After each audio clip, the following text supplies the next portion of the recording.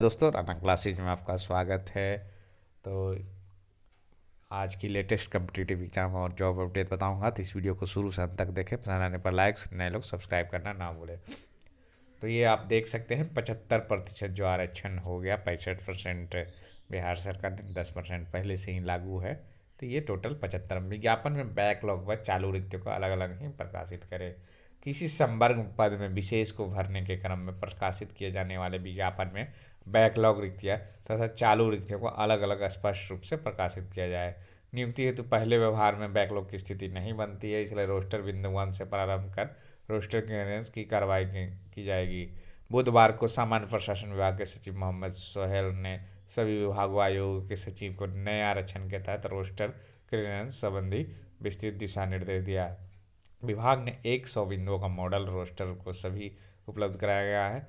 निर्देश के मतलब पूर्व से नियुक्त पिछड़े वर्गों की महिला कोटिंग महिला कर्मी अन्य अपने संगत आरक्षण मूल कोटि जैसे अनुसूचित जाति, अनुसूचित जाति, पिछड़ा वर्ग एवं पिछड़ा वर्ग में गिनी जाएगी। छोटे स्थापना वाले संवर्ग में रोस्टर के अनुसूचित जाति को अनुमान बिंदु के व्यवहार के यथास्थिति उपलब्ध करा दिया जाएगा। ईडब्ल्यूएस को है जो कि अनुमान रहेगा जब तक उसे कुल स्वीकृति का पद प्रतिशत 10% प्राप्त ना हो जाए। और क्या कहा गया, महिलाओं का 35% आरक्षण है हॉरिजेंटल है वो लागू रहेगा। ईडब्ल्यूएस का भी है जो कि अनुमान जो 35% दर है वो अनुसूचित जाति ये सब जो कि महिला आरक्षण लागू रहेगा।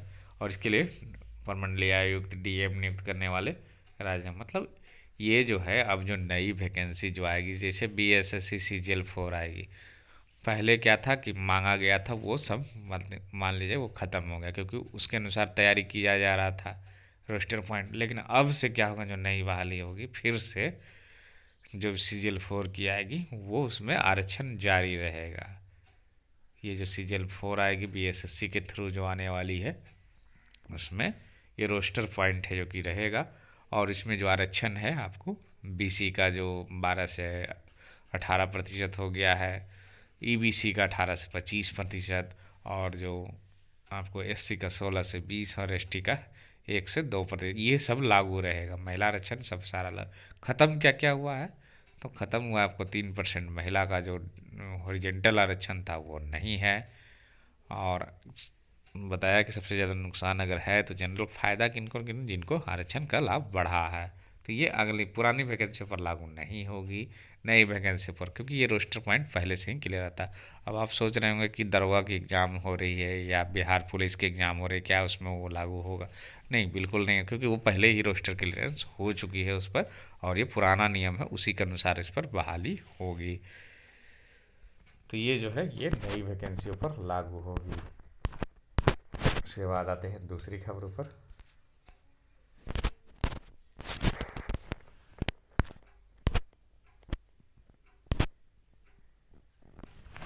और क्या है कि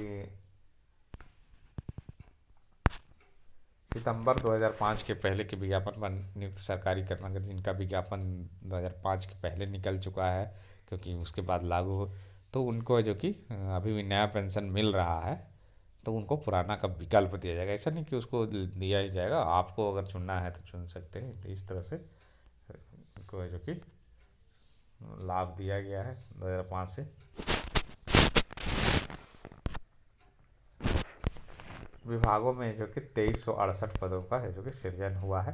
तो कैबिनेट में ने बिहार सरकार के विभिन्न विभागों में 2368 पदों का सृजन की स्वीकृति का मतलब क्या है कि इससे पहले ये पद नहीं थे, इनमें जो कि या तो वृद्धि की गई है या नए पद बनाए गए हैं। तो कौन कौन सा है, ये कल कैबिनेट की बैठक हुई थी। इसमें ग्रामीण कार्य विभाग राज्य के मेंटेनेंस को लेकर 2261 आवश्यकता आधारित नए व अतिरिक्त पद के सृजन की स्वीकृति दी गई है। इसमें क्या क्या रहेगा, जूनियर इंजीनियर का पद रहेगा, मान लीजिए उस विभाग के लिपिक हो गए या अन्य सारे पद, वो सब पद रहेंगे।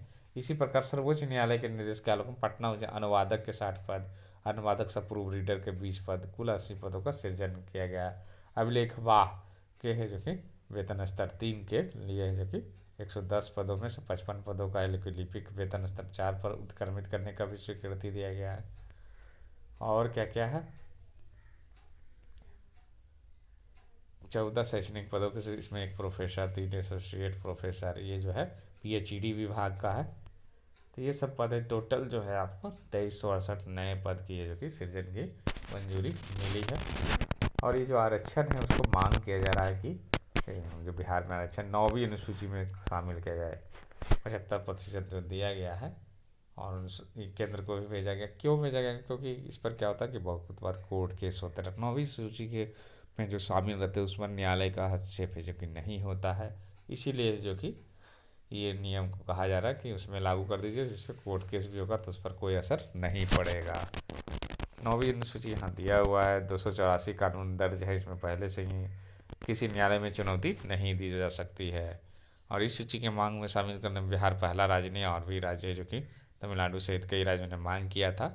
मतलब 9वीं अनुसूची का मतलब इस पर न्यायालय, जनरली क्या होता है ये सब आरक्षण मामलों में न्यायालय में जाती है, लेकिन उस पर न्यायालय में उसको चुनौती नहीं दिया जा सकता है। दरोगा के 1275 पदों का बताया ही था, और नोटिस भी निकल गई है कि आपको 1 दिसंबर से एडमिट कार्ड है जो कि होगी।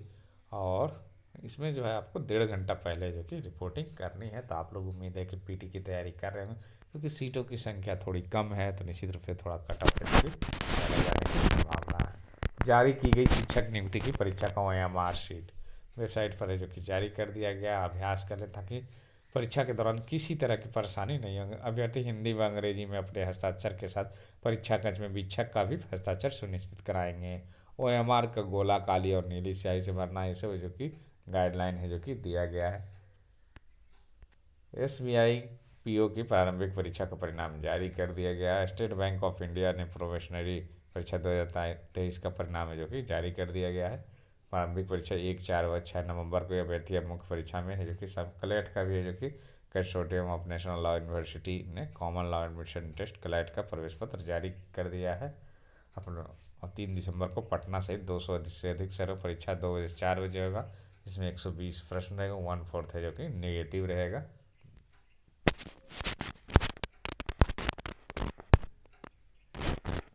UPSC इंजीनियरिंग का भी है जो कि सर्विसेज का फाइनल रिजल्ट है जो कि 401 से जो कि इसमें सफल हो गया है। और ये परीक्षा जो लिखित परीक्षा जो है जून 2023 में और सितंबर में व्यक्तित्व परीक्षण हुआ था। 401 इसमें 178 सिविल इंजीनियरिंग, 46 मैकेनिकल इंजीनियरिंग और 64 इलेक्ट्रिकल इंजीनियरिंग, टेलीकॉम से और टेलीकॉम छूटे गए हैं। UPSC 15 दिनों के अंदर उम्मीदवारों को मार्कशीट भी है जो कि जारी होगा।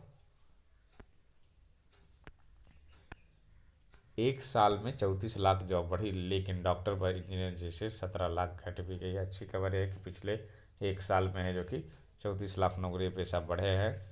और सितंबर 2023 तक 8.47 करोड़ है जो कि ये पहुंच गया है।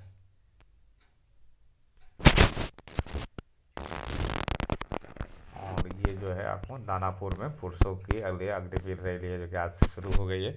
महिलाओं के लिए 300 से दूसरे चरण की तैयारी शुरू कर ली गई है।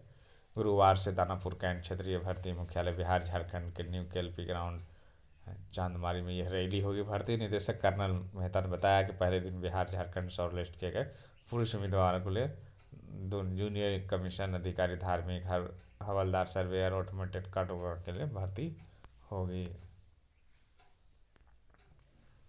तो इन्हीं अपडेट के साथ धन्यवाद।